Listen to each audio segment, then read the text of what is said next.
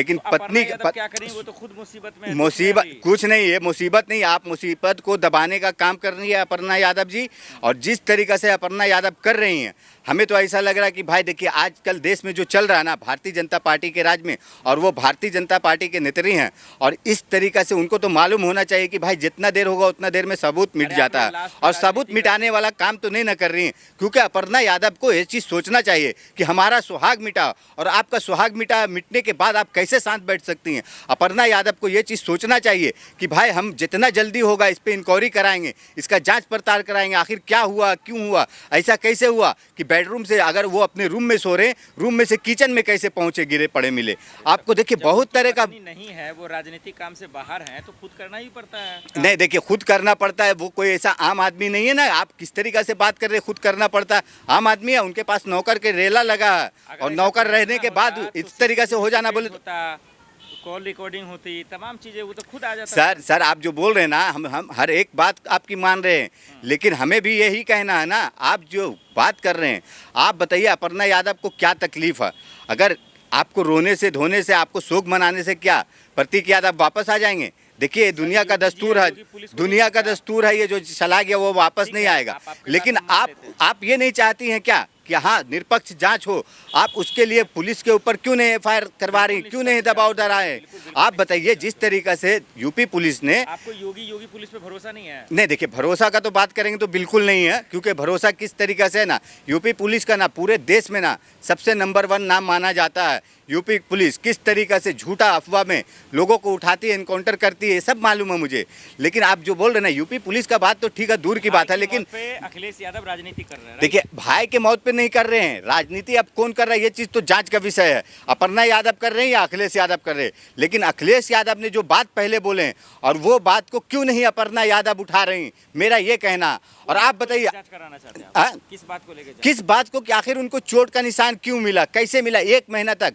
अरे कोई एक नॉर्मल आदमी नहीं, उसको मारा कौन था पहले ये बताइए। 1 दिन पहले तक का रिपोर्ट में आया, 1 दिन पहले से 1 महीना तक का रिपोर्ट में आ रहा है, उनको जांच में रिपोर्ट में आया कि हाँ उनको चोट लगा हुआ था।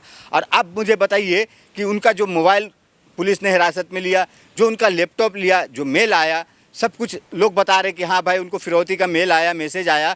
और उसके बाद जो सीसीटीवी कैमरा घर का, आखिर 24 घंटा से ऊपर बीत चुका है, अभी तक अपर्णा यादव क्यों नहीं उसका इंक्वायरी करवाने की बात कर रही, क्यों नहीं अभी तक सीसीटीवी? क्या आप अपर्णा यादव जी चाह रही हैं कि जो दोषी है उसको बचा दिया जाए या उसको बख्श दिया जाए, या अखिलेश यादव जो कह रहे हैं कि चाहे कुछ भी होगा तो हम इसको छोड़ेंगे नहीं, इसका जांच के जड़ तक जाएंगे? और अखिलेश यादव बिल्कुल सही कह रहे हैं, अगर अपर्णा यादव 1-2 दिन और ऐसा डिले करेंगी तो आप समझ लीजिए कि अखिलेश यादव मैदान में उतर जाएंगे, और उनके भाई का जिस तरीक़े से हत्या हुआ या उनका मौत हुआ है तरीक़े से, आप देखिए रिपोर्ट आया है, रिपोर्ट में कहा जा रहा है कि उनको 1 दिन पहले तक का चोट दिख रहा है, 4 दिन पहले तक का, 8 दिन पहले तक का।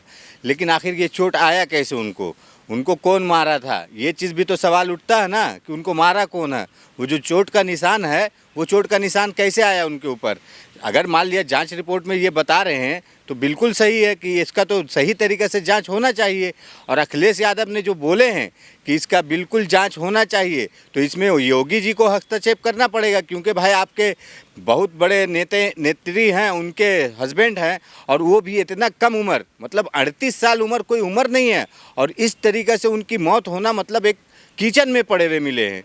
जो उनके नौकर लोग बता रहे, काम करने वाले वर्कर जो बता रहे हैं, बोलते वो किचन में गिरे हुए थे। नहीं, आपका गुस्सा जायज है मलिक जी, लेकिन पत्नी है उनकी, उनके दुख में शामिल हुई, उन पर आरोप क्यों लगा? नहीं देखिए पत्नी है, नहीं देखिए पत्नी है, पत्नी का क्या कर्तव्य था, क्या है, कैसा है, वो तो उन लोग जान रहे हैं। और देश भी दुनिया भी जान रहा है कि किस तरीके से 4 महीना पहले आपने देखे होंगे किस तरीक़े से इनका पति पत्नी का हल्ला हंगामा हो रहा था।